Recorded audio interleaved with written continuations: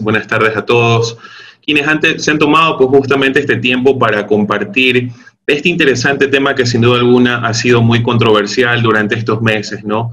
Como organizaciones, pues efectivamente, algunas han tenido que cerrar sus negocios, otras efectivamente lo han visto como una oportunidad interesante para llegar a una transformación radical dentro de sus modelos de negocio, y ese modelo nuevo, pues por decirlo así, frente a esta new normality o nueva normalidad, hace pues de que realmente sean organizaciones que hoy por hoy pues se las distingan entre ganadores potenciales y algunas pues que han tenido que lamentablemente pues sucumbir ante este gran evento que hemos vivido, que es el COVID-19, cerrar sus operaciones, pues, ¿no? Sin duda alguna, el trasfondo importante de todos estos elementos es la resiliencia, ¿no? Cómo las organizaciones pueden llegar a soportar todas estas adversidades y poder sobreponerse en ciclos o en tiempos cortos, a tal punto de que puedan llegar a aprovechar estos elementos como una oportunidad importante. Para ello, pues, la SPAE ha organizado un panel muy interesante que se trata de hablar de riesgos, ¿no? Cómo la resiliencia empresarial tiene ese gran poder para estos negocios llegar a ser, pues, o llegar a consolidarse dentro de estas empresas que han podido aprovechar esto al máximo. Para ello hemos invitado a 3 panelistas importantes. El día de hoy nos acompaña Gina Ruiz. Gina Ruiz es graduada de la maestría de gestión de proyectos. Actualmente tiene como cargo Manager IT Advisory o Information Risk Management en KPMG Ecuador. También contamos con la participación pues, de Vicky Llanes, gerente de riesgo de Ernst & Young de Ecuador, y también pues es alumni nuestra de la maestría de gestión de proyectos. También como invitado internacional, pues efectivamente damos paso a Raúl Castro, quien es doctor en temas de matemáticas actuariales, en ciencias actuariales, y él es consultor y entrenador de riesgos de la firma norteamericana Palisade Corporation, ¿no? Raúl nos está acompañando desde la Ciudad de México como tal, ¿no? Bien, simplemente, como sabemos, pues estimados, este tema de la resiliencia juega un rol importante, ¿no? Es un término que inclusive se lo ha estado comentando últimamente dentro de los negocios, y vale la pena pues que quizás ustedes, a través de las experiencias que han vivido por medio de sus firmas y mediante los clientes que han manejado dentro de estos meses, ver efectivamente un poquito de esto, ¿no? Cómo estas organizaciones han adoptado estas prácticas de resiliencia en operaciones y proyectos hacia este nuevo entorno, hacia esta nueva normalidad. Podríamos empezar justamente con Gina. Gina, adelante, ¿podrías comentarnos justamente al respecto? Muy gentil, gracias Alfredo por la invitación, gracias a SPAE, es un honor para mí compartir este panel con profesionales de la talla de Vicky y de Raúl, ¿no? Bueno, sí, me voy a permitir compartir también una presentación, no sé si, perfecto, ahí, una presentación que les he preparado un poco para ser más didáctico en este sentido, ¿no? Entonces, bien, ¿cuáles son las prácticas de resiliencia en operaciones y proyectos hacia la nueva realidad? Un poquito antes de entrar en este contexto, quiero hablar de las 4 fases que generalmente se usan cuando un evento de esta magnitud ocurre. En este caso, pues, ocurrió el tema de la pandemia, que todos sabemos. Hubo una parte donde tuvimos que reaccionar. Las empresas reaccionaron. Hubo un problema de salud pública, en los cuales las entidades y todos nosotros, pues, empezamos a aplicar los planes de gestión de crisis y los planes de continuidad. Reaccionamos. Los que tenían sus planes de continuidad, pues a buena hora. Los que no, pues les tocó improvisar. Luego viene la resiliencia. En este sentido, pues, se evaluaron los impactos económicos, las medidas para continuar en el mercado. Las empresas definitivamente están poniendo todo su esfuerzo para mantenerse en el mercado y no perder esta batalla contra la pandemia, ¿no? Hubieron y todavía hay medidas de bloqueo por las entidades de salud. De hecho, entiendo pues que el COE nacional nuevamente está imponiendo nuevas medidas. Entiendo pues esto es lo sugerido por los entendidos en salud pública, ¿no? Tenemos una fase de recuperación donde el virus está ya en menor grado, las medidas de bloqueo son menores y viene un tema de estabilización con un crecimiento lento. Y tenemos la nueva realidad donde pues debo aprovechar como entidad todo ese aprendizaje y todo ese conocimiento que yo tuve en las fases anteriores. Yo soy muy conservadora en ese sentido. Siento que aún no estamos todavía en fase de recuperación, estamos todavía en fase de resiliencia. ¿Por qué? Porque aún seguimos luchando contra el virus todavía está en el ambiente, las medidas de bloqueo continúan y pues muchas empresas pues aún no pueden operar al 100%, ¿no? Bueno, en este contexto pues estas son las medidas más habituales en operaciones y proyectos hacia la nueva realidad que los clientes están enfocando actualmente. ¿Cuáles son estos? Primero, lógicamente, los empleados. Sin los empleados no se podrían ejecutar ninguna sola medida. Cuidar, apoyar los cambios, si van a hacer teletrabajo, pues apoyar en este sentido, buscar la mejor forma de que ellos se sientan cómodos, porque esto se va a ver reflejado directamente en su productividad. ¿Cuál es la otra arista muy importante que los clientes o las empresas, las entidades están pues adoptando?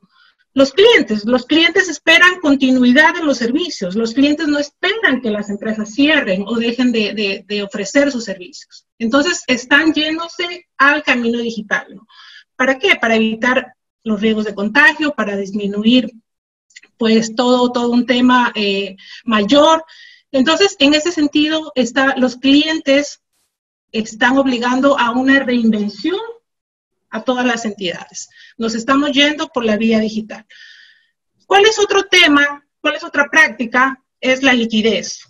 Hay mucho ojo, y por supuesto no puede ser de otra manera, en los temas de liquidez. Se están viendo los flujos de efectivo. Aquí hay un tema muy interesante que directamente con el tema de riesgos, están calibrándose los modelos de provisiones, los modelos de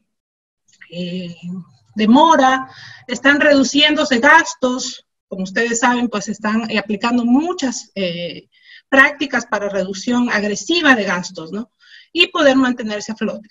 ¿Cuál es otra práctica? Lógicamente, los proveedores. Los proveedores son una parte fundamental de los negocios, son, digamos, un pilar interesante, muy importante dentro de cada entidad.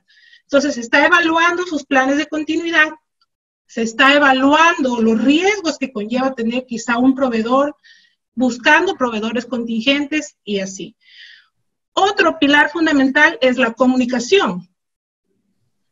No puede haber en una gestión de crisis, en un tema como estos, canales de comunicación que no estén claros. Tiene que haber comunicación tanto con los clientes, con los empleados, con las entidades de control, y los canales de comunicación deben ser formalmente establecidos. Entonces, esta parte de la comunicación también es algo que se están apoyando muchísimo las entidades. ¿Y cuál es el último arista? Es modelar escenarios y planificar contingencias a futuro, ¿no? Porque ya, lamentablemente, los modelos que tenía ya no me funciona. Solo como para cerrar aquí, los invito a que lean una encuesta hecha por KPMG y que está pues pública. ¿Qué acciones a corto plazo está tomando su empresa para responder al COVID? Y aquí está, un 100%, permitir acuerdos de trabajo alternativos, asegurarse los proveedores y socios de la cadena de suministro tengan planes de continuidad, enviar comunicaciones periódicas, mantener la vigilancia cibernética, un tema importantísimo. Revisar las previsiones de flujo, reducción de costos de viajes, reducción de gastos de capital, permisos y reducciones de número de personal, entre otros. Entonces, los invito en su momento que lo puedan chequear. Le doy paso a Alfredo. Perfecto, Gina. Muchísimas gracias por tus aportes, ¿no? Si bien es cierto, hay algunas medidas que van difiriendo de clientes en clientes, vale la pena quizás a la final abordar o conocer algunas otras realidades interesantes. Ahora justamente vamos con Raúl. Estimado Raúl, dentro de tu organización, en el portafolio de clientes que ustedes manejan, ¿qué prácticas de resiliencia ustedes efectivamente han podido adoptar? Bueno, En relación a eso, Alfredo, bueno, cabe comentar lo siguiente, ¿no? En términos de lo que son nuestros clientes, ¿no? Bueno, como tú sabes, una buena cantidad de ellos están involucrados en el tema de proyectos. De acuerdo a la definición del Project Management Institute, del PMI, pues un riesgo es un evento o una condición incierta que podría ocurrir y generar un impacto, ya sea positivo, una oportunidad o negativo, o que es en este caso una amenaza en un proyecto afectando al menos uno de sus objetivos. Y es exactamente en el lado positivo donde hemos estado observando que una buena cantidad de nuestros clientes han tenido la iniciativa de poder trabajar. ¿A qué me refiero con esto? Generalmente cuando hablamos del caso de riesgos y el tomar eventos como el que estamos viviendo desafortunadamente en estos últimos meses, solemos simplemente preocuparnos por aquellos impactos que nos pueden afectar de manera negativa. Y bueno, afortunadamente, bueno, hay una buena cantidad de nuestros clientes actualmente están también considerando lo que en muchos casos en el pasado algunos no hacen, que es el impacto positivo que se puede llegar a tener, ¿no? Ahora, esto viéndolo desde una perspectiva de que la resiliencia de alguna manera implica el equiparar a una empresa con un grupo de jazz. Y a lo mejor vas a preguntarte, bueno, ¿qué tiene que ver la música dentro de este asunto? Para aquellos conocedores del jazz y amantes como un servidor, sabremos que el jazz tiene una característica muy, pero muy particular. Y por ahí también quien en un momento la comentó hace rato, que es esa capacidad de improvisación. Digo, un buen grupo de jazz es capaz de generar una improvisación a un alto nivel, de manera tal que permite tener la flexibilidad para hacer que una melodía se vuelva realmente una pieza de arte. Y es exactamente lo que hemos estado observando en muchos de nuestros clientes, ¿no? Que han tenido esa agilidad para poder ser flexibles y actuar fuera de lo planeado, de manera tal que puedan concretar la parte positiva de los riesgos más allá de la parte negativa que estos presuponen. Para esto, por supuesto, pues hay un ciclo que ellos deben tener de alguna forma congruencia en función de su misión, su visión y sus valores fundamentales, ¿no? Todo esto, a final de cuentas, va orientado dentro de la estrategia que concretamente tenga cada organización, pero sobre todo en la formalización de lo que es el objetivo de negocio alineado a esa improvisación, que si bien no era una manera tradicional en la que se trabajaban, pues efectivamente ahora suele ser el centro que permite que efectivamente esas organizaciones hayan podido sobrevivir. Y un factor que hemos notado en común, pues es el poner exactamente al centro de la organización a los colaboradores o a los empleados, de acuerdo a cómo se les llame, ¿no?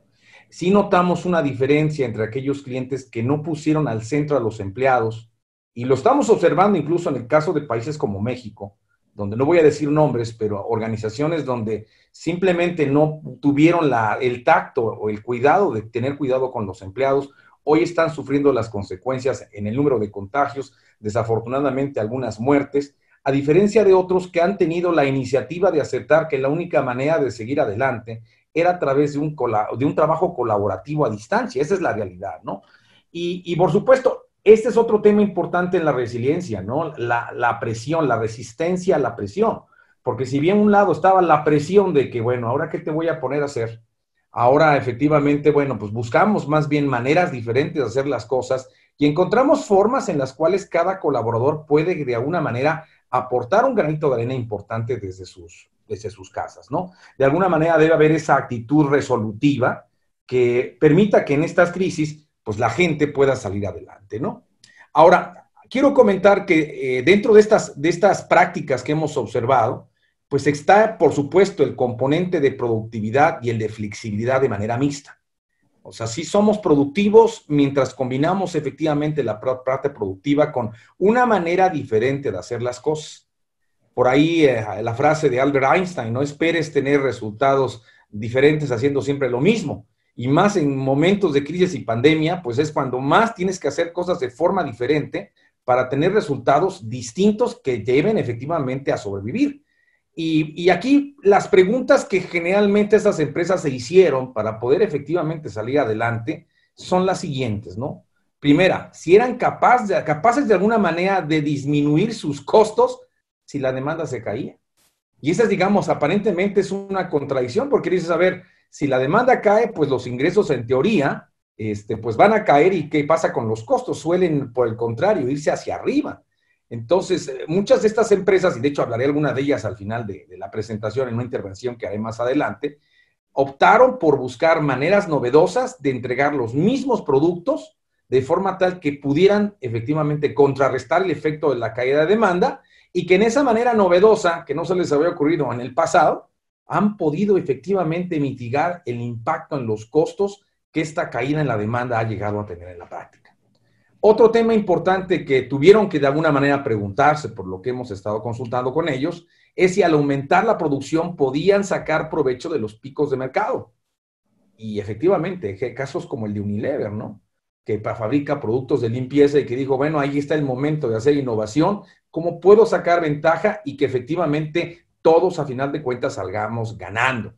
Y por último, si hay la posibilidad de ajustar las actividades de compras para beneficiarse con las fluctuaciones en los costos de los insumos. Aquí la idea es tener en consideración que el mañana no es el ayer y que más allá de estar aferrados a la manera en que trabajábamos en el ayer, debemos pensar que el ayer por un momento dejó de existir y tenemos que darle la vuelta a la página, que es exactamente el gran problema de aquellas que desafortunadamente no sobrevivieron. Se aferraron demasiado a la manera en que hacían las cosas de manera tradicional, que no pensaron en las consecuencias de cómo podían existir variaciones, incluso en cuestiones de producción, porque si la demanda yo la puedo ver en términos históricos como una serie que fluctúa en el tiempo, pues ahora esas fluctuaciones las tenemos que considerar, como aparece en la pantalla de aquí a la derecha, a partir de conceptos de peor y mejor escenario, con una profundidad de la variación mucho más pronunciada, mucho más acentuada. Y esto exactamente es lo que permite que instituciones tales como las cadenas de grandes hospitales y farmacéuticas, que hoy en día pues están prácticamente rebasadas en muchos casos en cuestiones de demanda, puedan efectivamente ser lo suficientemente flexibles para poder adaptar esos programas concretos de producción de los que pues generalmente hablamos en la práctica, ¿no? Entonces, esto, digamos, son las prácticas que principalmente estamos observando en nuestros clientes y esas diferencias que hay entre aquellos que están saliendo avante y aquellos que desafortunadamente se han ido quedando en el camino y que debido a esa falta de flexibilidad, pues no reaccionaron a tiempo, Alfredo. Es clave lo que mencionas, Raúl. Sin duda alguna, algunas compañías pues han manejado esta crisis como una total oportunidad. Y bueno, ahora sería el momento de escuchar a Vicky, efectivamente, qué prácticas dentro de la resiliencia empresarial han adoptado estas empresas ganadoras, al final que las ha llevado, sin duda alguna, a consolidarse dentro de este mercado en estas épocas de COVID-19. Listo. Gracias, Alfredo, por el pase, gracias por la invitación. Un saludo cordial a mis compañeros panelistas y bueno, gracias sobre todo a la audiencia por la participación y el interés. Procedo a compartir mi pantalla para de manera gráfica poder conversar y abordar estas prácticas de resiliencia que pude observar en las compañías. Pongámosle un modo presentación. Listo. Creo que quedé perfecta como última panelista, ya que un poco voy a compilar lo que ya Gina comentó, lo que Raúl también complementó, y es sobre fases. Para nosotros, un poco igual que es la firma donde yo trabajo y a través de la cual he podido palpar este tema de pandemia, cisne negro, está por fases. Unas fases que llamamos el now, next and beyond, el ahora, el después y el más allá del COVID. Este ahora, ¿qué quiere decir y a qué remonta? Fue ese momento de shock, ese momento de reinventarnos, ese momento de reiniciar, cuyo objetivo era salvaguardar la continuidad del negocio a través de un adecuado plan de gestión de crisis. Diría yo que hasta salvaguardar la continuidad del negocio, porque eso nos pasó. Este now es lo que vivimos un 11 de marzo donde se declaró pandemia y una semana después estamos todos confinados y la mayoría de las compañías cerradas. ¿Qué acciones principales se dieron en ese momento? Responder y continuar. Aquellas que lo lograron, perfecto. Me uno a lo que mencionaba Raúl, a lo que mencionaba Gina, personas primero. Aquellas que protegieron a sus personas y su fuerza laboral dieron el primer paso para poder ser resilientes en este cisne negro que se nos avisionó. Luego, asegurar la estabilidad financiera y continuar con las operaciones. Para mí fueron 3 medios importantes sobre estas 2 grandes acciones, responder y continuar. Luego pasamos hacia un después, una continuación de la crisis donde ya vimos que esto no va a ser corto, no es un periodo, no sabemos incluso cuándo finalice, y ya sabemos que va a haber una lenta recuperación porque no es un tema local, es un tema global. ¿Qué se busca? Comenzar la recuperación a través de ¿qué? De la adaptación del modelo operacional y una mayor resiliencia. ¿Por qué mayor resiliencia? Porque ya fuimos resilientes en el now para responder. Tuvimos lecciones aprendidas para poder volcarlas en esta nueva visión, donde, por ejemplo, ya en mayo teníamos sectores, modelos que hacían pruebas para comenzar el reinicio de esta nueva modalidad de trabajo que todos nos hemos adaptado, que es la híbrida. Lo mismo sucede en las operaciones para las compañías. Dos acciones importantes: adaptar las operaciones, sí o sí, esta es una nueva realidad, y mejorar esa resiliencia. ¿Cómo la adapté? Adapté la cadena de suministro. La mayoría de las compañías tuvieron que hacerlo. Las que contaban con la información, con una tecnología apalancada y con las competencias de su personal, lo pudieron hacer. Pudieron identificar ejemplos, si tenían concentración de proveedores, si tenían proveedores alternos, si esos proveedores alternos ya tenían negociación, fueron bien calificados en una gestión anterior. Reiniciar la producción, garantizar el acceso del cliente, es aquí donde estallan los canales digitales. ¿Okay? Ya no estoy respondiendo, ya me estoy adaptando. Racionalizar las estructuras, revisar mi cartera de iniciativas y el portafolio de proyectos, porque indudablemente lo tengo que hacer. Voy a modificar todo mi plan estratégico.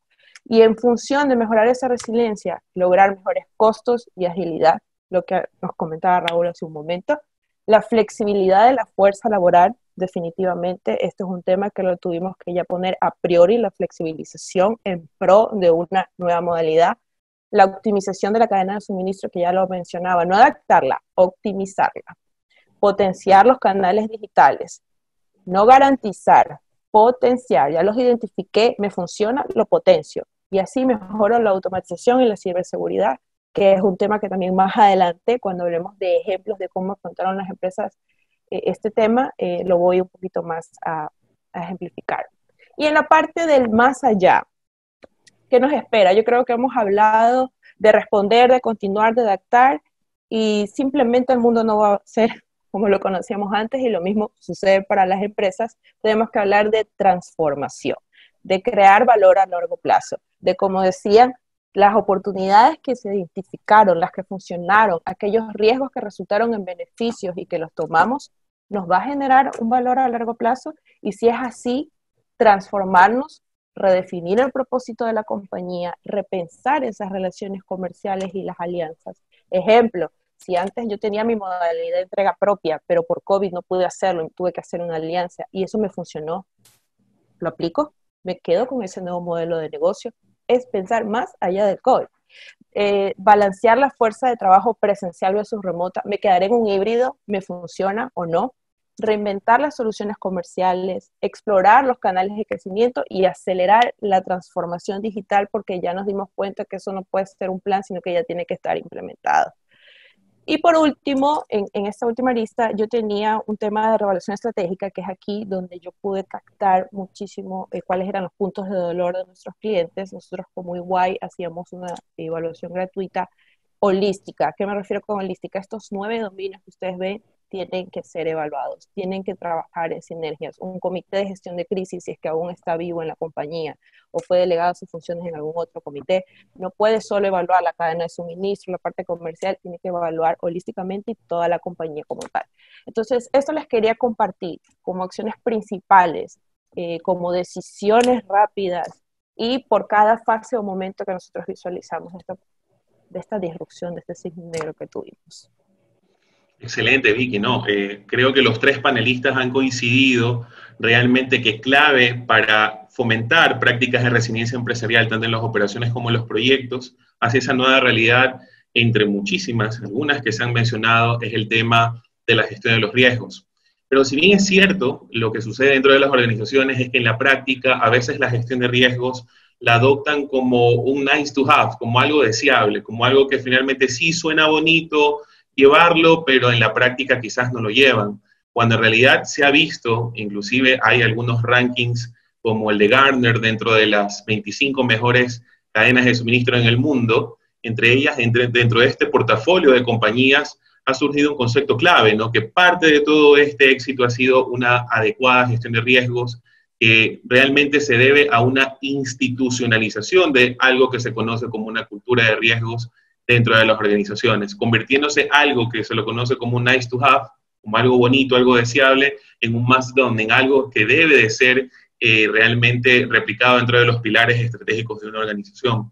Y aquí pues nace una pregunta muy buena, que podríamos abordarla con Gina nuevamente. ¿Qué estrategias han adoptado estas empresas ganadoras para institucionalizar una cultura de riesgos frente a esta pandemia que hemos estado viviendo en estos últimos meses? Gracias, Alfredo. Voy a permitirme también para contestar esa pregunta una lámina. Bueno, realmente quiero empezar abordando este tema que es importantísimo en el tema de gestión de riesgos, como un resultado de una encuesta, miren, que fue realizado el año 2019. La encuesta pueden acceder, está en la página web. Esta encuesta se hizo a 1.500 ejecutivos. El 56% de los encuestados indica que dispone de una gestión de riesgos madura, esto en el año 2009. Sin embargo, aquí hay un hallazgo importantísimo que probablemente en ese momento no se lo vio como algo que llamara demasiado la atención. Miren lo que dices, de ese 56%, solo un 25% al 30% incluye procesos para identificar riesgos estratégicos. Entonces, si bien es cierto, puede ser que las entidades tengan su departamento, en su segunda línea, un departamento de riesgos, solo un 25 o 30% incluye procesos para identificar riesgos estratégicos emergentes o disruptivos, que es justamente el evento que estamos viviendo en este momento, ¿no? Entonces, quiero partir de esta encuesta y de este resultado súper interesante para indicar estas estrategias importantes que considero ayudan a las entidades a institucionalizar una cultura de riesgos en toda la empresa. Primero, una visión holística de riesgos desde arriba. Es un error pensar siempre que, como ya tengo un departamento de riesgos, es el departamento de riesgos quien se va a encargar de identificar los riesgos. Y resulta que los directivos, el órgano de gobierno, ni siquiera sabe cuáles han sido esos riesgos identificados. Entonces, los riesgos tienen que ser no administrados, sino identificados. ¿Por qué? Porque el órgano de gobierno, los directivos, son los que conocen de la estrategia de la entidad. Tiene que haber un diálogo constante sobre riesgos emergentes. Yo sé que no podemos estar siempre, no podremos siempre estar preparados para algo porque no sabemos, ¿no? Pero siempre podemos adoptar alguna estrategia para estar listos para eventos importantes y poder activar nuestros planes de continuidad. Entonces, siempre tiene que haber un diálogo constante sobre riesgos emergentes entre los directivos y la segunda línea, que es las personas que se encargan de manejar los riesgos dentro de la entidad. También, otra estrategia es la gestión de riesgos y la planificación estratégica. Resulta que cuando se hace una planificación estratégica, no se mira los riesgos. Siempre pensamos que en un mundo ideal, siempre pensamos que no va a suceder nada. Entonces, partiendo de este resultado de esta encuesta, el involucramiento de los órganos de gobierno, de los directivos de las entidades para identificar los riesgos en su planificación estratégica, en la definición de objetivos de negocio como tal, es un factor crítico de éxito definitivamente. Otro punto interesante y no menos importante que los otros, definir indicadores clave de riesgos. Yo he visto, y por experiencia las entidades tienen indicadores claves de desempeño, KPIs, de la A a la Z, de todos los colores. Pero usted pregunta, ¿qué indicadores clave de riesgos hay? La verdad es que no existen, la verdad es que muy poco, la verdad es que eso no es un tema que se lo ha tomado muy en cuenta. Entonces, definir indicadores clave de riesgo es un tema importante para poder adelantarse a escenarios que podrían ocurrir. Y por supuesto, como mencioné también anteriormente, debemos estar preparados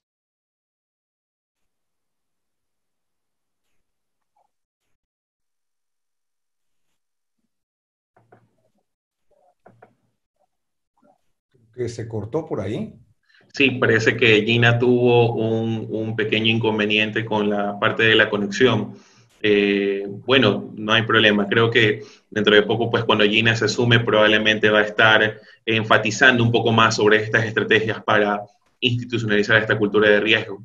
Sin duda alguna, ella mencionó algunas claves. Seguramente, pues también Raúl, dentro de Palisade, hay algunos elementos claves de destacar para poder fomentar esta cultura de riesgo dentro de las organizaciones. ¿Podrías comentarnos algunos dentro de este espacio? Sí, no, o sea, déjame ver si puedo compartir mi pantalla. A ver. Correcto. Exactamente, a ver si puede verse ahora, ¿verdad? Correcto. Muy bien, ok, pues vamos a ver, perfecto, muy bien, espero que se esté viendo por aquí. Tú me confirmas, Alfredo, ¿verdad? Correcto, sí. Bueno, ok, en cuestión de estrategias y retomando lo que pues estaba comentando, nos llena hace un momento, de alguna manera la resiliencia empresarial explica la capacidad que tienen las organizaciones para operar durante una interrupción o una crisis importante como las que hemos estado viviendo últimamente. A final de cuentas, esto está dentro de un marco general de 6 puntos que pues, se recomienda generalmente seguir. Y este marco de 6 puntos incluye lo siguiente, ¿no? Por un lado, lo que es la capacidad de adaptación, que hayamos hablado hace rato, esa flexibilidad para podernos adaptar. Por otro lado, la confianza que efectivamente debe generarse dentro del ambiente de trabajo, tanto a nivel interno como externo, ¿no? Es simplemente dar la seguridad de que se están haciendo las cosas y que no simplemente se están dejando a la deriva. Sin entrar en detalles, pues vemos que exactamente ha sido el problema en muchos gobiernos a nivel Latinoamérica, donde hoy en día la crítica principal está en que algunos presidentes dejaron hacer y dejaron pasar, y la idea es no ir por ese camino, ¿no? Sino realmente hacer algo al respecto que efectivamente lo que haga es todavía estrechar más los lazos de confianza que se tienen tanto con los trabajadores como con los proveedores y con los clientes, de manera tal que se note que existe una consistencia completa entre lo que decimos y entre lo que hacemos, ¿no? Así, de esta manera también las acciones que nosotros hagamos sean estrategias que realmente importen. Y bueno, para ello, bueno, hay herramientas que efectivamente están en el mercado, incluso Palisade ofrece varias de ellas, para poder determinar cuáles son aquellos eventos que hacen la diferencia en el momento de cuantificar el riesgo. Y bueno, finalmente está la parte de la agilidad. ¿Qué tan rápido reaccionamos? No se vale nada más decir, ya reaccioné, pero pues se parece mucho a un enfermo, ¿no? En estado crítico, ¿no? Se tiene que reaccionar de inmediato y no esperar a que alguien más tome las decisiones por nosotros, sino que podamos efectivamente llevarlas a cabo de manera, digamos, efectiva y de manera directa. De forma tal que esto genera una adhesión de coherencia entre lo que decimos y entre lo que hacemos. Esta es, digamos, la primera estrategia integral que de alguna manera se maneja.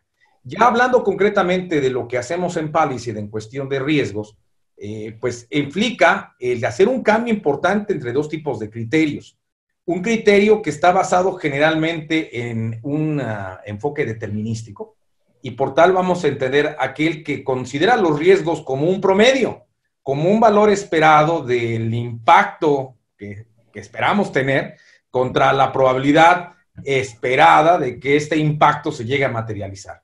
Que eso es generalmente lo que en muchas organizaciones se genera a través de los famosos mapas de calor, ¿no? Donde vienen hasta por colores identificados los riesgos, se les asigna un color dependiendo de la severidad y en este caso de la probabilidad para generar un índice de impacto, pero que a la larga no nos dice nada. A final de cuentas, lo único que nos dice es, ok, este riesgo tiene mayor impacto, tiene mayor o menor probabilidad de que llegue a presentarse, pero no nos hace entender la causalidad. Que efectivamente lo que nosotros tenemos que hacer en estos casos es hacer un análisis mucho más concreto de cuál es la causalidad para que nosotros podamos tomar, digamos, decisiones mucho más precisas al respecto. Y bueno, en este sentido, pues lo que tenemos que hacer es establecer un sistema de medición de los niveles de resiliencia a partir de indicadores que permitan dar un seguimiento al nivel de madurez que la empresa tiene en función de las causas que de alguna manera pueden hacer que no logremos los objetivos que planteamos de manera corporativa, ¿no? Esto, pues, ¿cómo se va a lograr? Pues, por supuesto, fortaleciendo la organización, ¿verdad? Y para esto, pues, debemos tener en consideración la parte de las prácticas que se llevan a cabo, entre ellas la simulación de los eventos a los que nos podemos encontrar y que nos podemos enfrentar. Esto, de alguna manera, este proceso de hacer una simulación de qué pasaría si se diera esta situación y qué pasaría si se diera esta y esta y esta y esta, es lo que realmente enriquece un proceso de una cultura de riesgos mucho más ágil y adaptable a cualquier situación. Cuando nosotros hacemos este ejercicio de modelar los riesgos mediante la simulación de eventos, podemos, por un lado, por ejemplo, identificar y cuantificar las amenazas de una mejor manera, planear y mejorar programas de continuidad, analizar el impacto del negocio en cuestión de estrategias, hacer también planes de continuidad, un plan de pruebas y, por supuesto, un plan de mantenimiento. Entonces, esta idea del simulador, muy pocas empresas desafortunadamente lo llevan a cabo, pero cada vez esta cultura, como se ve en la caricatura de la izquierda, va en aumento, ¿no? Es un camino mucho más azaroso, ¿verdad? Por supuesto, el que utilicemos un enfoque cuantitativo que, por supuesto, saque todo el jugo de lo que son la modelación probabilística y la podamos llevar en la práctica para poder efectivamente hacer esa recreación adecuada de los eventos a los que una organización puede llegarse a enfrentar. ¿Y esto qué va a permitir? Que podamos adaptarnos y recuperarnos rápidamente de los eventos negativos, ¿no? Es prácticamente hacer una especie de árbol de decisión donde sepamos, sin tener una receta, digamos, a detalle, cuáles son los caminos que podemos llegar a tomar cuando ciertos eventos de tipo negativo se llegan a presentar en las organizaciones. Perfecto, Raúl. Sí, sin duda alguna, los datos hoy por hoy son parte de ese motor de esta cuarta revolución industrial que estamos viviendo, y algunas organizaciones efectivamente han tenido logros importantísimos para fomentar estas prácticas de institucionalización de esta cultura de riesgo dentro de sus procesos de toma de decisiones. Sin duda alguna, Vicky, dentro del portafolio de ustedes también deben haber cosas muy interesantes dentro de estas compañías. ¿Podrías compartirnos algunas de estas experiencias? Claro que sí. Voy a compartirle algo que yo le llamo un resumen de todas aquellos que me están escuchando en este panel, gerentes de riesgo, de teoría, directivos, etcétera. Hemos escuchado metodología COSO, que es totalmente detallada, explícita. Yo la quise resumir en 3 pasos. Preparar, detectar, responder. En cuanto a preparar, evaluar la resiliencia y definir la estrategia o redefinir la estrategia. Para ello, planificar escenarios, identificar los riesgos críticos, las brechas, los impactos y evaluar de principio a fin los procesos críticos más impactados. Otro segundo hito importante dentro de esta preparación es desarrollo un modelo de gestión de riesgos corporativos, aquello que nos charlaba Gina hace un instante, estratégicos, no de procesos, no de proyectos, estratégicos, lo que guardan relación con la estrategia de la compañía y me apalancan para la consecución de los objetivos y ese plan de la compañía. Analizar e implementar los ajustes necesarios para la continuidad del negocio. Gestión de riesgos no puede trabajar en silos, con continuidad del negocio, con escenarios de crisis, con gestiones de recuperación y con la parte de cumplimiento y la parte de auditoría también.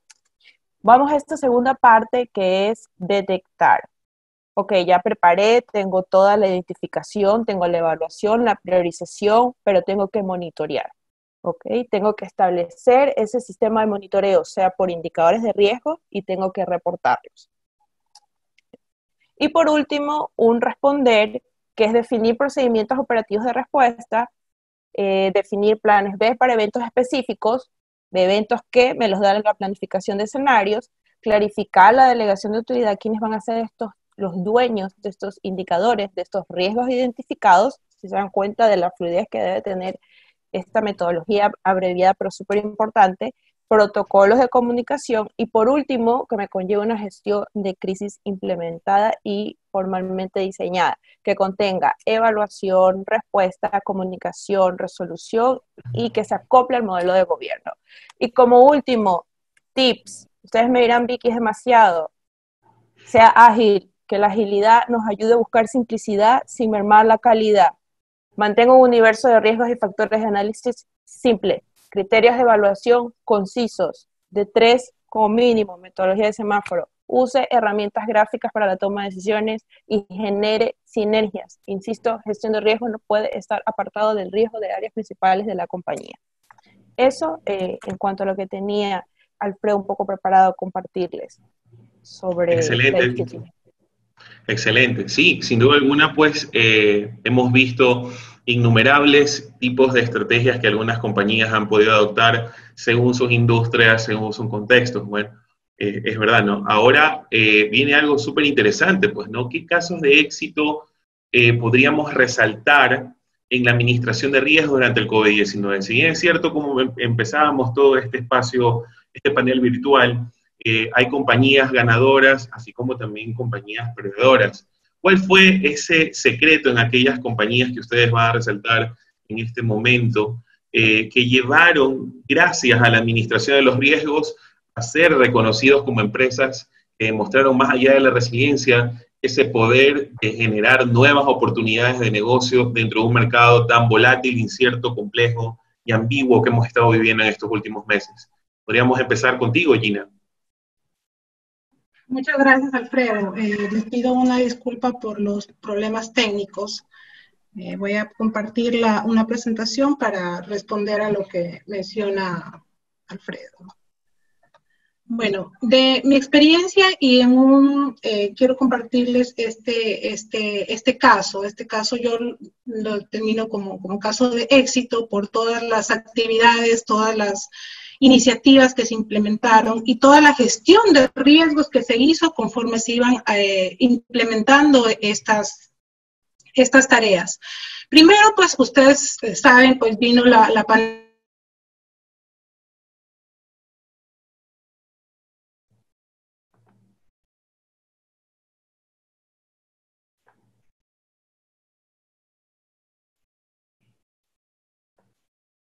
Gina, parece que tenemos un poco Gina de tiene inconveniente. Problemas de conexión, con todo podemos Tiene problemas de conectividad. Ok, no hay ningún problema. Podríamos quizás a la final continuar contigo, Raúl, y luego cuando Gina ya pueda superar pues, su problema de conectividad, podríamos abordar esta última instancia de casos de éxito. Raúl, adelante, no sé si tú pudieras comentarnos, dentro de la experiencia que han tenido en Palisade, pues en estos periodos, cómo las compañías han podido surgir frente a todas estas adversidades que realmente les ha tocado vivir con el COVID-19, a tal punto de ser reconocidas como casos de éxito dentro de los medios. Sí, efectivamente, Alfredo, y voy a empezar por una frase que dice que no hay mayor placer que ayudar a otros a tener éxito. Y comento porque de los dos casos que voy a platicar ahorita, el primero efectivamente va orientado en esa dirección.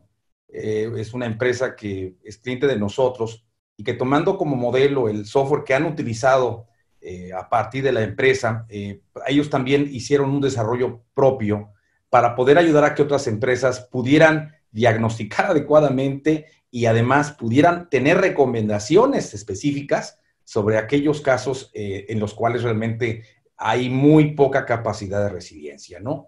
Y este es el caso de PricewaterhouseCoopers.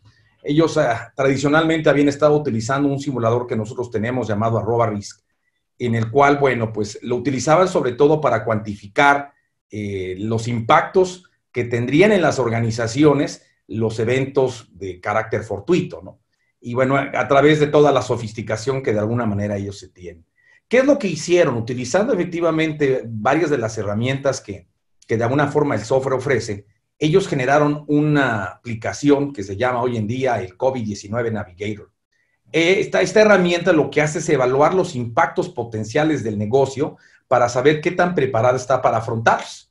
Tomando en cuenta las dimensiones que tanto Vicky como Gina mencionaron, ellos lo que hicieron es una serie de preguntas en donde, por un lado, se checa cuál es el perfil de la organización para medir el aspecto del entorno de las metas y los objetivos de la misma.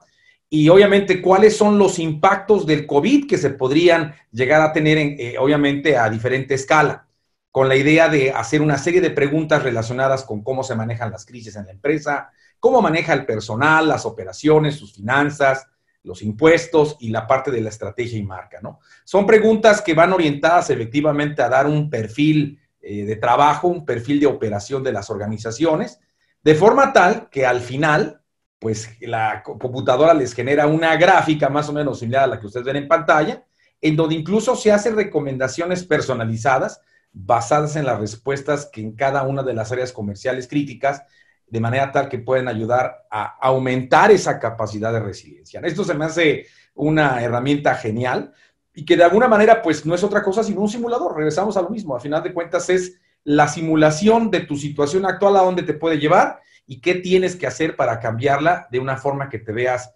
mucho más favorecido, ¿no? Esto lo cual es, para mí se me hace súper genial y bueno, pues esos son de los beneficios del uso de la simulación.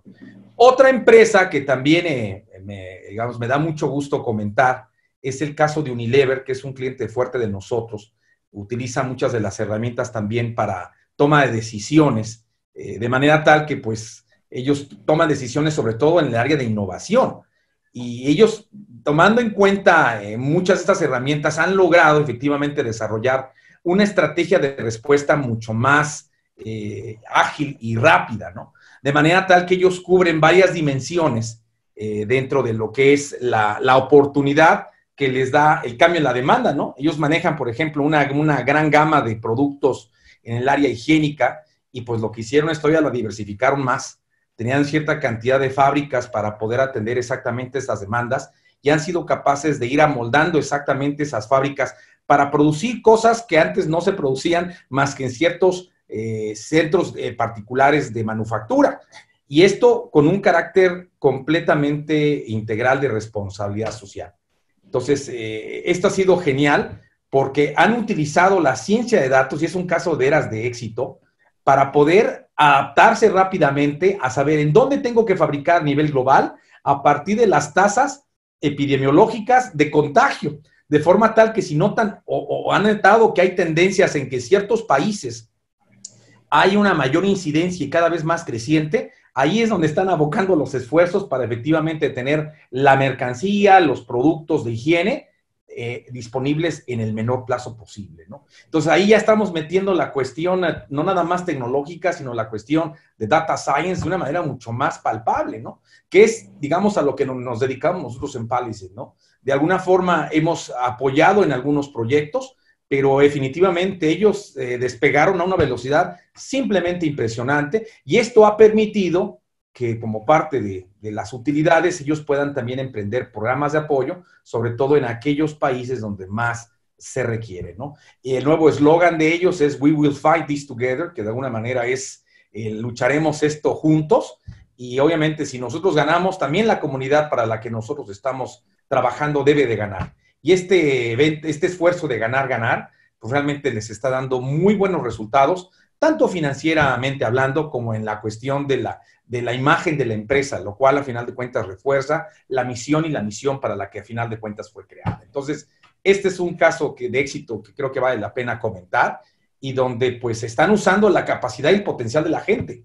El personal, cabe comentar, entró en primer lugar y es exactamente ese potencial de personas que incluso no tendrían a lo mejor tanto conocimiento dentro de estas áreas, el que ha efectivamente sido utilizado de una manera tan satisfactoria que han podido tener resultados ampliamente positivos.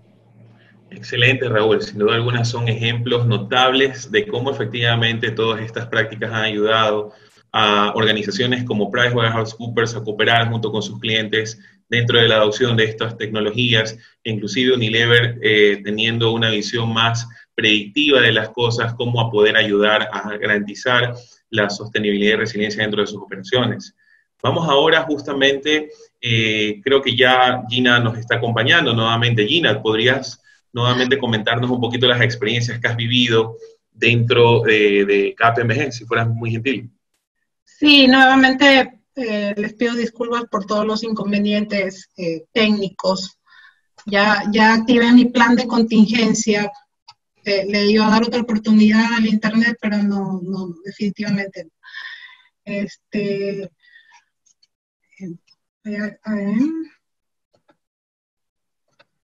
¿Pueden ver ahí la presentación? Sí. Correcto.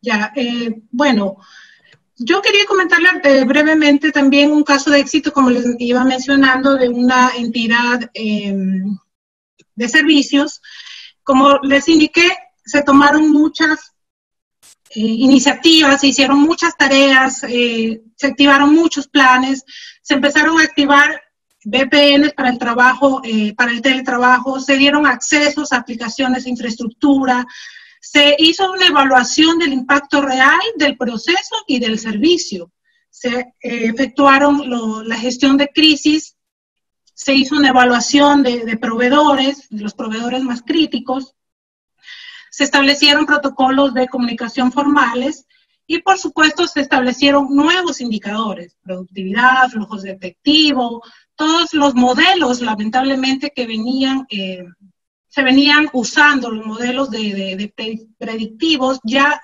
quedaban obsoletos porque es actualmente otro comportamiento, tanto del consumidor, otro comportamiento en la forma de hacer los consumos de los clientes, ¿no? Con base a esto, pues, se empezaron a identificar riesgos. Todas estas actividades, pues, desencadenaban riesgos de seguridad de la información. Ok, yo me llevo el computador a la casa, pero probablemente esté compartiendo la computadora con otra persona, con los niños que también empezaron a la par, en paralelo con clases online. ¿Qué medidas se están tomando? Entonces empezaron a implementarse planes de contingencia con base a mantener controlados los riesgos de seguridad de la información, ¿no? Porque una compañía de servicios mantiene mucha información confidencial. También apareció el riesgo tecnológico, con dar accesos a aplicaciones, acceso a infraestructura. Lógicamente, pues esto desencadena un tema de riesgo tecnológico. Se vino un tema muy importante que es el riesgo contractual, el cual había estado, digamos, no había visibilidad en esta entidad de los SLAs, del tema contractual, a qué estaba expuesta la entidad con los proveedores o incluso con los mismos clientes, incluso con las entidades de control. Entonces se hizo un análisis completo del riesgo contractual al que estaba expuesto, pues lógicamente con base a la probabilidad de impacto, establecer prioridades, ¿no?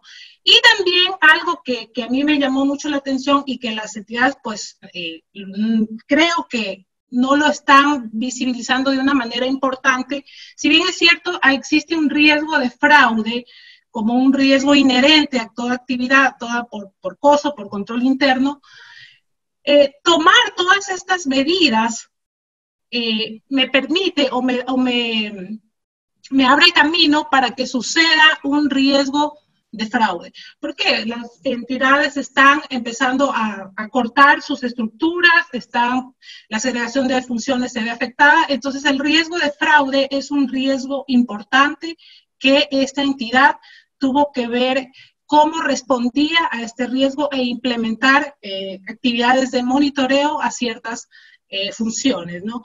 Y para terminar, nada más quiero compartirles esta encuesta también de KPMG, que ustedes lo pueden encontrar. Miren lo que dice aquí. ¿Cuáles son los mayores riesgos que su empresa ha estado expuesta ante la pandemia? El riesgo de liquidez, los riesgos operativos, que bueno, está conformado con personas, tecnología, riesgos de seguridad y salud del personal, por interrupciones de la cadena de suministro, por incumplimiento contractual con los clientes y, por supuesto, los riesgos de ciberseguridad. Aquí me llamó la atención que no aparecía este riesgo de fraude, que para mí es un riesgo muy importante que se ve ampliamente, llamémosle crecimiento debido a todas las actividades que se están implementando para poder las entidades seguir adelante.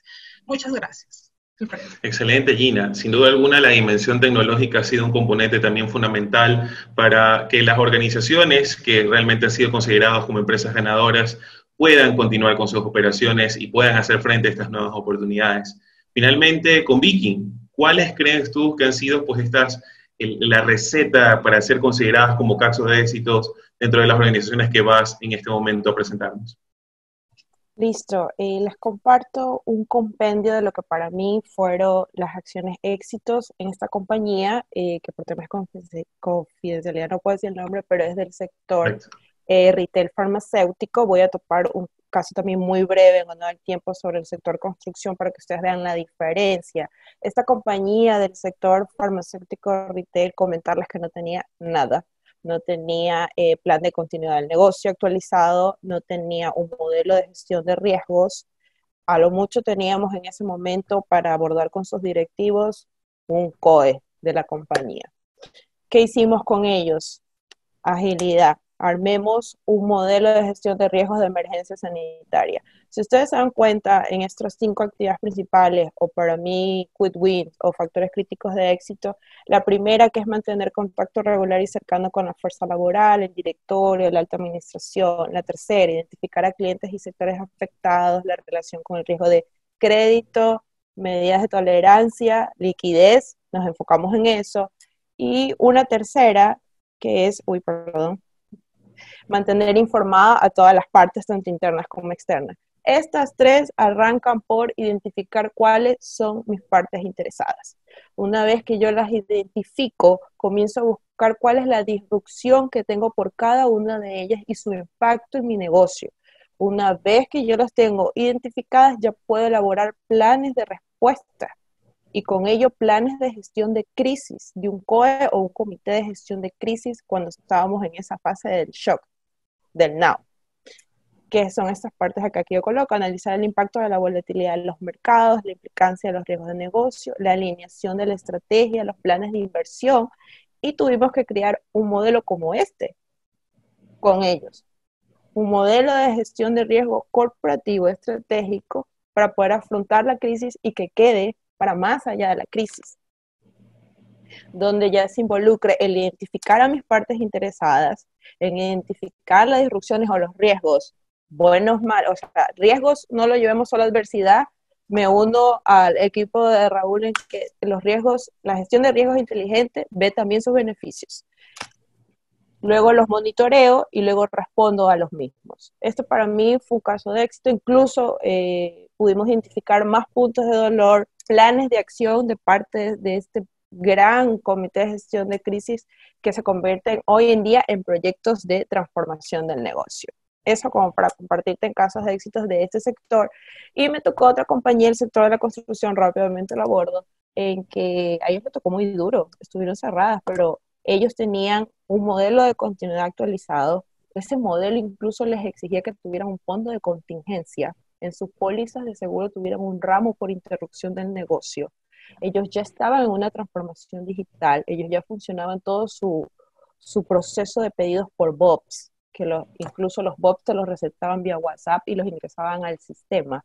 Entonces, eso hizo que pudieran responder, aguantar y hoy se encuentren en el sostener, porque es un sector fuertemente afectado.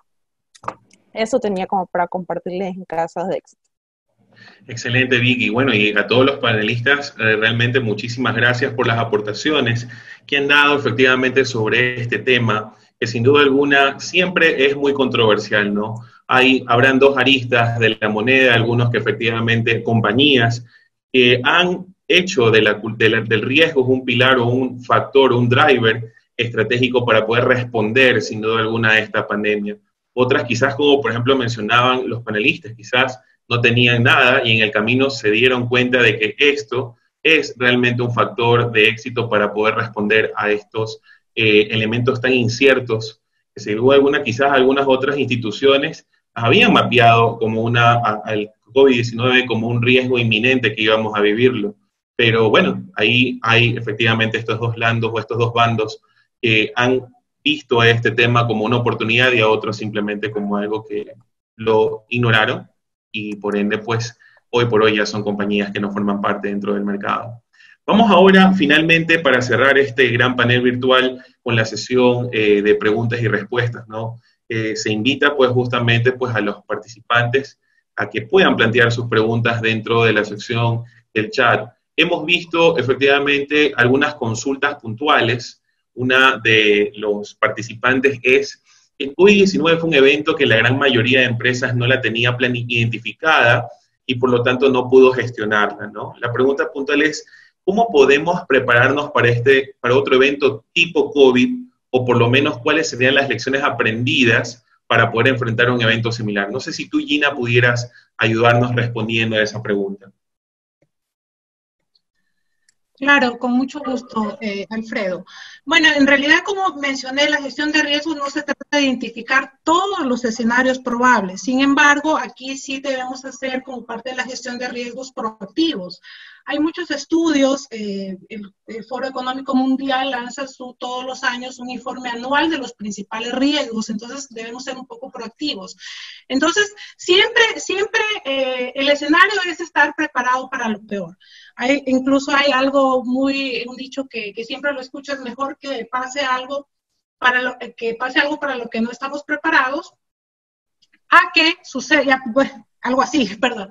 Es mejor que suceda algo y que estemos preparados a que nunca suceda y nos tome completamente desprevenidos, ¿no? Entonces yo aquí sí creo que hay que ser muy proactivos en este sentido, prepararnos para lo peor. Es imposible identificar todos los escenarios de riesgo, es definitivamente totalmente imposible. Hay estos cisnes negros que aparecen que no se los tenía visualizados, pero de alguna manera las prácticas que se van implementando nos van a servir para abordar este tipo de riesgos. Excelente, Gina. Vamos ahora con otra pregunta interesante, ¿no? Si bien es cierto, hemos visto que en los países, pues habrá unos que exitosamente, como país, han podido sobrellevar estos problemas que se han dado en el COVID por el COVID-19. Sin duda alguna, pues la legislación vigente ha aportado significativamente para que exista esa fluidez, esa agilidad en los procesos de toma de decisiones y de esa manera responder ante estos eventos inesperados. Frente, sin duda alguna, a otros países que les ha costado muchísimo responder y ahí pues se han convertido en una forma o un caso a seguir, o a no seguir, más claro sería el término, para evitar esos errores que se han dado, ¿no? Esta pregunta va un poco para Raúl. ¿Cómo los países pueden ayudar mediante las leyes a ser más responsivos, a tener velocidad ante estos eventos que pueden suscitarse y que, como lo hemos visto, han afectado significativamente no solo a empresas, sino también inclusive a países dentro de métricas como Producto Interno Bruto, entre otras más? Pues mira, obviamente primero reconociendo de que uno se puede equivocar. O sea, creo que el principal gran obstáculo de todo este tipo de procesos y toma de decisiones viene en el momento en el que tomamos una decisión y vemos que nos seguimos hundiendo o nos hundimos más rápidamente y no hacemos nada al respecto. Entonces requiere un ejercicio de humildad. Creo que ese es el primer factor para poder efectivamente reconocer que algo no está bien. Y eso lo estamos viendo, repito, en varios países de Latinoamérica, no voy a decir nombres, pero la realidad es que es eso, vemos que las cosas van mal y seguimos aferrados a hacer las cosas de determinada manera. Y la segunda, pues abrirnos a aprender de los demás.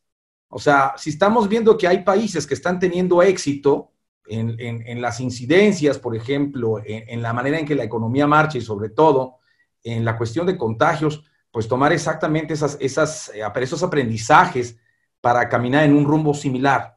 Pero eso que implica nuevamente el tema de la flexibilidad. O sea, abrirnos a la flexibilidad de poder cambiar el rumbo sobre la misma marcha del tiempo, de forma tal que pues nosotros podamos hacer algo en ese sentido. Y la cuestión de la legislación, pues sí, efectivamente, ¿qué requiere? Requiere tener una madurez importante dentro de nuestras respectivas cámaras, diputados, senadores o como se llamen en el país que corresponda, ¿no?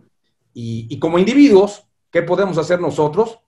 Pues tomar conciencia de que más allá de esos eslogans de popularidad y publicidad, debemos elegir personas que estén capacitadas para hacer su trabajo. Que ese es desafortunadamente el gran problema que aqueja a Latinoamérica. Nos dejamos llevar por eslogans, por campañas, y no realmente por la capacidad que deberían tener las personas que están ocupando esos puestos. En una gran mayoría de los casos te puedo decir que las personas que los ocupan a veces ni siquiera tienen un mínimo de preparación, digamos, no hablemos de inteligencia, hablemos simplemente de tablas que respalden de alguna manera la ocupación de dichas plazas, ¿no? Entonces, pues ese es el camino. Y mientras no cambiemos la manera en que hacemos las cosas por ese sentido, difícilmente va a cambiar la situación, Alfredo. Excelente, Raúl. Finalmente tenemos una pregunta de las tantas. Ha tocado un poco resumir las inquietudes que se han manifestado. Y es una pregunta para Vicky, ¿no? Si bien es cierto, creo que la existencia de estas buenas prácticas no es algo nuevo, es algo que ya ha existido. Lo que sin duda alguna en las empresas latinoamericanas, especialmente en las pequeñas y medianas empresas, usualmente ven como hablábamos esto, ¿no? Como algo deseable, algo bonito, algo que probablemente pueda considerarlo, pero al fin de cuentas no lo hacen, ¿sí? No hay esa cultura, ¿sí? De realmente fomentar estos sistemas de gestión de riesgo, estas métricas, y eso en ocasiones repercute, y creo que lo hemos vivido. Una pregunta tan clave que han planteado es cómo logran que estas compañías en nuestra región sean conscientes de la importancia que tiene esto y que no tengamos que esperar a que nazca un nuevo COVID-19 para poder reaccionar ante estos eventos o cisnes negros, como ustedes el día de hoy han declarado en la audiencia. Listo, mira, yo creo que planteémonos primero cómo realmente sucede acá, y es a través de ley. Por eso es que tú ves un banco con un mega modelo de gestión de riesgos. Otro factor incidente hoy en día para que nuestras empresas estén abordando y charlando sobre temas de gestión de riesgos es cuando tienen la transición de empresa familiar hacia un gobierno corporativo. ¿Ya? Eso es como que dice el factor principal e incidente. ¿Cómo generar esa cultura de riesgo desde mi puesto de trabajo, sea el que sea? Yo creo que si estamos en un nivel de comunicación con alta gerencia, o si estamos en un nivel ya de participación de esa alta gerencia, ya para una presidencia, para un directivo, y si no hay este gobierno corporativo, mantener esa comunicación a escala de que la gestión de riesgo como tal empresarial no puede ser vista solo desde un proceso o desde un cumplimiento diario, sino también de que cada uno de esos engrana para la consecución del plan estratégico de la compañía. Vital que si no hay un tema de comunicación y de visión estratégica, que yo no creo que ninguna compañía no lo tenga, la tienen, que enfaticemos en la importancia de que una gestión de riesgos ayuda a que se lleve la consecución de esos objetivos, yo creo que es el primer paso como agentes de cambio. Sabemos cada uno de nosotros que no podemos hacer cambios inmensos, estructurales, si no tenemos el poder de decisión, pero sí podemos ser agentes de cambio. Excelente, Vicky, muchísimas gracias. Y bueno, muchísimas gracias también a nuestros panelistas que el día de hoy se han lucido compartiendo sus experiencias vividas, reales, que han experimentado dentro de sus respectivas organizaciones. Si bien es cierto, una hora realmente es un espacio muy corto para poder abordar una temática tan grande como esta, pero creo que hemos hecho el esfuerzo importante de compartir con las empresas, con los profesionales que hoy por hoy se intentan formar e intentan ayudar a sus organizaciones a poder todavía salvar el barco, como algunos dirían. Otros realmente a ir hacia un océano azul, porque sin duda alguna creo que el mensaje que se ha visto de este panel virtual el día de hoy, época de crisis es sin duda una época de oportunidades.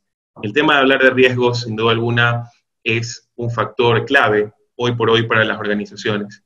Gracias a cada uno de los panelistas, a Vicky, a José, a Raúl, perdón, a Gina, por la contribución el día de hoy, y también muchísimas gracias a nuestros participantes de este panel, que sin duda alguna aportaron mucho con sus inquietudes. Gracias y bueno, que tengan una excelente noche. Un gusto. Gracias a todos. Gracias por la invitación. Saludos a todos desde México.